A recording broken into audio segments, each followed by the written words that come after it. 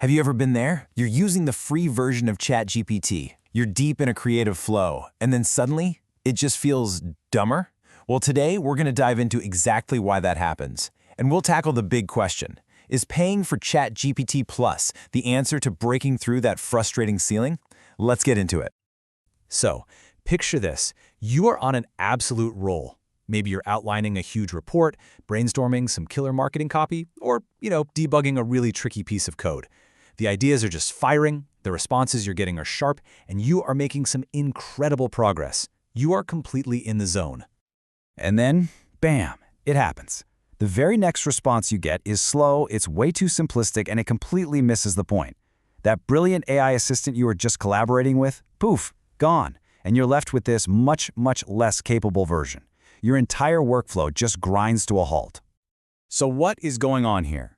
I can tell you, this is not some random glitch. It is a deliberate, though totally unadvertised part of the free ChatGPT experience. You've just slammed into an invisible wall. And if you've felt this, you are definitely not alone. This feeling is super common. One minute you're using this incredibly powerful tool, getting genuinely brilliant ideas. The next, like this user said, it feels like you're talking to a mini-model. That drop-off in quality is so jarring and, honestly, it's just deeply frustrating. And, here's the part that'll drive you crazy. OpenAI doesn't publish what these usage caps are. You have no idea how many messages you can send or how complex they can be before they throttle you back. It's this total unpredictability that's the real core of the problem for anyone trying to rely on it. So really, the free experience is defined by these exact pain points. You've got these hidden caps that lead to those sudden, awful model downgrades. You get absolutely no warning, no explanation when it happens, which, of course, completely shatters your focus and just destroys your workflow. But what if you could just make that wall disappear entirely? Well, this is exactly where the paid subscription ChatGPT Plus comes into the picture.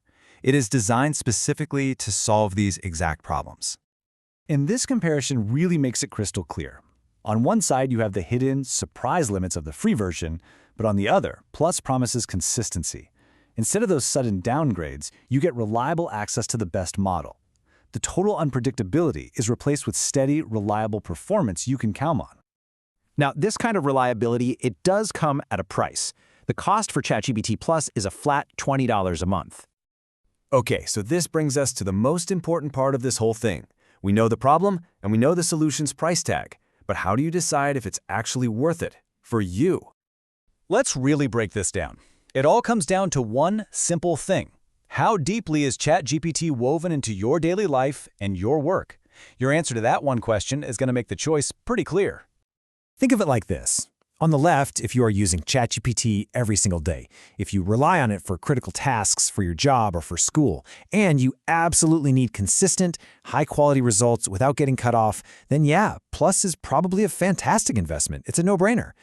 But if you're on the right side, a casual user who just pops in for fun, asks a few questions, and an occasional interruption isn't a huge deal, then honestly, the free version is probably perfectly fine. Save your money.